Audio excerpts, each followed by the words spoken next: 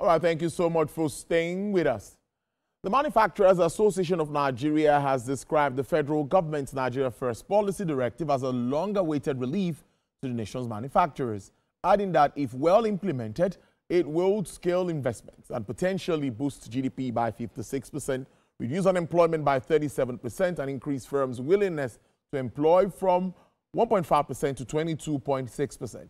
The association, in a statement signed by its Director General, Mr. Segun Ajayi-Kadri, also expressed the strong belief that the policy would have a multiplier effect on the economy, leading to increased economic activities and enhanced competitiveness of Nigerian industries. It described the policy aimed at prioritizing patronage of locally manufactured goods and services as a demonstration of government's commitment to promoting local industries, boosting economic growth, and creating jobs for Nigerians. By giving preference to locally produced goods and services, the association urged manufacturers would be able to stimulate demand, increase capacity utilization, and attract investment into the sector. My guest is Dr. Biodun Adedipe. He's the founder, chief consultant, Adedipe Associates Limited. Good afternoon, Dr. Adedipe. It's good to see you as always. Tolu, thank you for having me this afternoon. Always interesting conversing with you. Thank you so much. I think we should start with this. Let me ask you, was this what you were expecting? Talking about deepening, trade and all of that in country. This Nigeria First policy instituted by FEC and the federal government, yes, all encompassing. What does it make? What does it mean to you? But for me, it's a step in the right direction. And not only have we been advocating for this for years, but we've seen some action in the past, maybe in that direction, but that was not, let me say, effectively implemented. And what I mean essentially is that over the decades, been canvassing for that. Let's focus more on developing our own enterprises locally here in Nigeria. Now, at some point, I think in 2018 or so, President Buhari signed an executive order, I think number 5, that speaks to that. But between then and now, no effective implementation. And we had many such instances. I can roll it back to 1994, when the late General Abacha signed, a memo that required our MD, that's government ministries and agencies, to buy only automobiles assembled in Nigeria. And it's only when those are not available that they could buy imported ones. That was 1994. Now, in 2011, President Jonathan signed a similar, memo to all our MDAs, buy made in Nigeria. But of course, if you look through all those years, we have not effectively implemented it. So what I see this time around is like an outcome of an interrogation of the gaps in those past policies. And now we can actually get ourselves into responding appropriately, especially with what is happening now, the trade wars, and the obvious indication for us to look inwards and also probably deepen our own rules within our economy. So that is my first interpretation of it. But of course, as we go on, we can discuss a number of things that we still need to do to make this work effectively. Well, indeed, I think it's a good way to start this conversation. Like you said, there's a lot to talk about. Because my next question to you would be capacity. Do we have that capacity to also meet up? More than 200 million persons in this country. Because if we stop importation and we don't meet up in country, Dr. Adedipe, you know what will happen. So what do you think about capacity? Thank you so very much for that. Now, what you said now has always been the argument against this policy over the years. Anytime the idea came up in our advocacy and campaigns, people will say, oh, we don't have the capacity. But when you profile the economy that advanced, both advanced economies and emerging economies, none of them ever considered capacity at first before they came up with the policy of buying what is made in their country. I will give a simple illustration. When India started promoting make in India and also buy, and his policy drives the capacity. It's not capacity that will drive policy and the patronage. So in this instance, yes, the demand is there, it is given. Okay? Demand is what we look at to make us say, oh, we don't have capacity. But the reality is that if you don't focus on that, and my view about it is this. Let's start first with government expenditure. Every year, government rolls out budget, both the federal and, of course, sub-national. Now, if we look at the total budget across the 3 tiers of government in Nigeria, and now make a decision, and this was my recommendation in 2016. That was 9 good years ago to the government of President Buhari, that what we should do is come up with this policy and specify that, okay, we are starting off with 10% of government budget to be used to buy what is made in Nigeria. And then annually, we increase that steadily over the next 10 years until we get to 80%. And the question is, where did I get 80% from? I said, we interacted with many multilateral agencies and, of course, exim banks across different geographies, US Exim Bank, the Chinese Exim Bank, and so on and so forth. One condition that we always give you, if we're going to fund a project in Nigeria, 80% of the loan we avail you will be used to buy things from our country. And I will refer to a specific project that my company was involved with several years back. And the US Exim Bank said, no problem, this project is fantastic, well designed, well packaged, everything. So we give you this particular facility, but 80% will be used to buy things made in the US. And we say, look, there's a particular specialized equipment that has a model made in Europe, and of course, the US model. And we say, look, the US model is not as versatile as the European model. Even when it comes to spares, the one made in Europe can use the spare parts of itself and of 2 other brands that are made in the East Asia and also in the US. So they say, okay, no problem. If you insist on buying the European model, then the contracts for acquisition of all the equipment for this project, they were lending money to you, but they are awarded to an American company.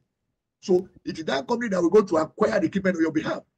Now, with that experience and what we have seen with others, we said, look, until we make it a deliberate policy to buy what is made in Nigeria and promote that, starting with our government, we are likely to get anywhere. We cite another example. This will be known by most bankers in my generation. In the late 80s, early 90s, we had a brand of Kia vehicle. That was when Kia was still young in the automobile industry. That was named Capita, K-A-P-I-T-A.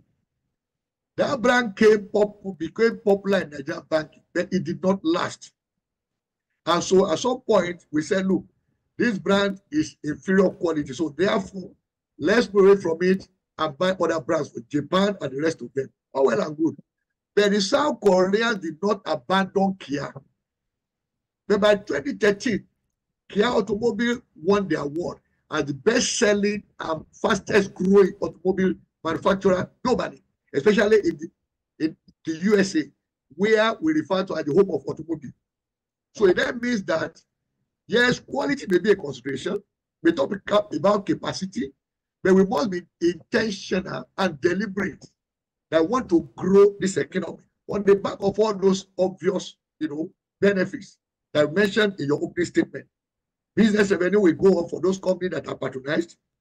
Of course, they will pay more taxes anyway. That goes to boost government revenue. They will create more jobs. That leads to inclusive growth of the economy.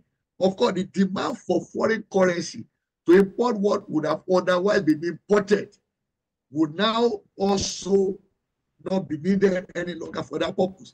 That will have an effect in the exchange value of the naira. Of course, if the naira is stabilized or strengthens through this particular policy, that will also have a positive influence on the cost of living and the cost of doing business.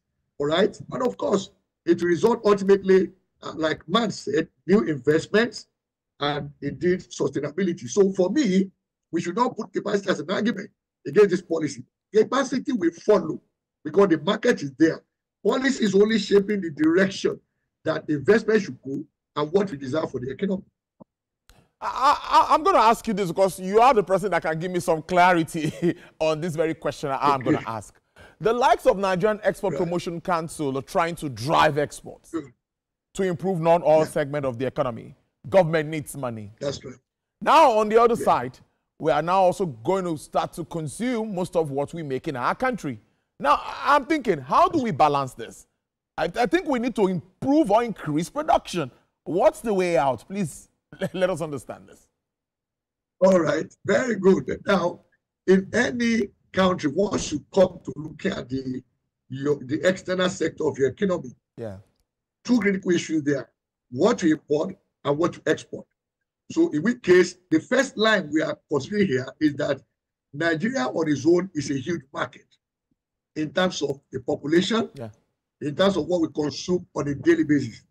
So it then means looking back at what we started with in development plan in the early 1960s.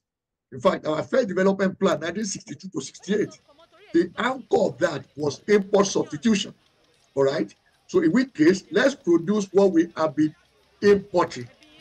So in which case, what we are now saying is that let's change that aberration of consuming what we don't produce and producing what we don't consume. All right? That is how I see this policy at the first line. In which case, focus now is let's produce what we consume. And that we have so many benefits, as I mentioned earlier.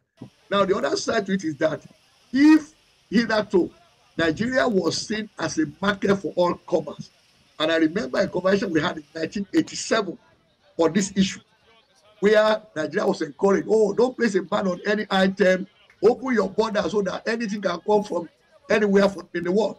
And that if you want to discourage the importation of any item, put a very high tariff on it, up to 500%. The World Bank argued at the time. I'm talking of 1987. And some of us argued that no, high tariff, high import duty wouldn't discourage Nigeria from buying any product. Yes, you make it more expensive, but the economics doesn't work that way in Nigeria. All right? So it then means that, number one, is you are producing to reduce your dependency on imports. On the other hand, we say, look, we can also drive our non-oil export, especially looking inwards. When I say inwards now, looking at Africa.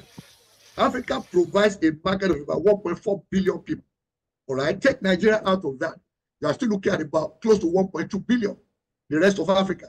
So, and that is quite significant. So if only the focus of our exports is Africa, we do well in that regard, which means the key thing is the direction of exports. All right. So, and that is the way I interpret this. The two of them can be pursued simultaneously. They are not mutually exclusive. So moving forward, you've highlighted some of the positives of this. I'm also going to ask another question, something around petroleum products, which we know that at the moment there are issues with the capacity, production capacity. Yes, we have a 650,000 barrels capacity of a refinery in Lagos, but the output is what analysts and the figures we are seeing from the NNDPRA not adding up one way or the other. If we don't import petroleum products into Nigeria and we have to depend solely on that refinery, how would you react to that? Well, I think there are two issues that we raise here. The first is that there are other refineries as well. On the one hand, there are the modular refineries. A few of them are operating right now. They're, of course, very low capacity. Then there are the ones owned by the government that are not operating now, maybe operating at 10% capacity utilization. So the issue for us is how do we get those other refineries to also produce at scale so that we don't have to be exposed to such a huge risk of depending on a very large capacity refinery in Lagos. So if that is what we want to avoid and having identified it as a risk, it then means the question is how do we get the government-owned refineries to begin to operate? In my own view, considered view, having seen this over decades, what I will recommend is that it's an opportune time for government to sell those refineries. Or at the very least, get people that will work with the government to operate them. In which case, you can do it as an operating lease. All right. But the whole idea is that you have a situation now where we have capacity utilized that will exceed what we require as refined petroleum products locally in Nigeria, which means we have now sufficient to export to the rest of the world. So that, for me, is the way to go in order to mitigate that particular risk. Interesting stuff. I think that clarifies that. So moving forward, this is also one of the many efforts of government trying to address all of the shortfalls that we see. Dr. Adedipe, moving forward, you know what happened, the fallout of the IMF spring meetings, projections and reprojections. We are moving towards the half of the year already. In a few weeks, it's going to be June, and that's going to be half 2025. What are you seeing? What are you seeing in your research and all of it? Tell us some of it. Well, one thing I like in recent weeks, putting before any audience are addressed, is to be conscious that a lot of the narratives being pushed around about the Niger economy is actually not correct. And I will start from this perspective. Where the Niger economy is today is a lot better than where it was January 2024. And if you look at, number one, the indices, then number two, even the regular man on the street, but we have created a narrative making most Nigerians believe that we are poor. But unfortunately, the methodology being used to define poverty and then measure it and then tell us the outcome is patently wrong, because it disconnects from the culture in Africa. Now, in the advanced economies and most emerging economies, you measure poverty by what somebody earns. So the focus in poverty measurement is how much I earn in a month. If it is below a certain threshold, then the announcement is made that I'm poor, all right? Whereas in reality, in the African context, and I can even narrow it down to Nigeria, we are our brother's keepers. And I put it this way: assuming you and I meet at an event, Tolu, and I simply say, oh, I need about 5,000 naira, but unfortunately, I forgot my wallet at home. Tolu, can you please spare me 5,000 naira? Oh, no problem, doctor, have it.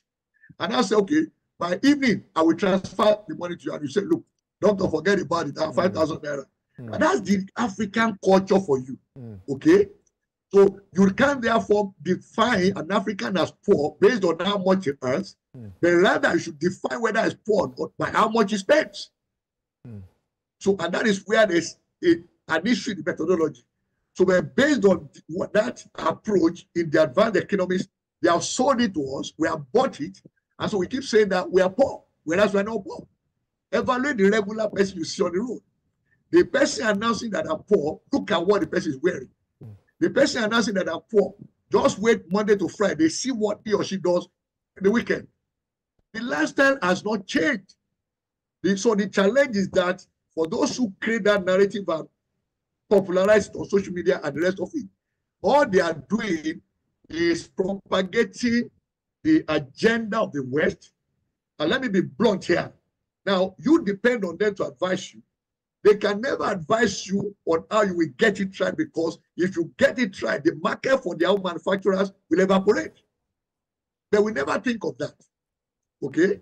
The other side is that if we do things right, the Nigerian economy that is strong, with people now understanding the reality of what is happening here and begin to think that way, will also affect the way you relate with them.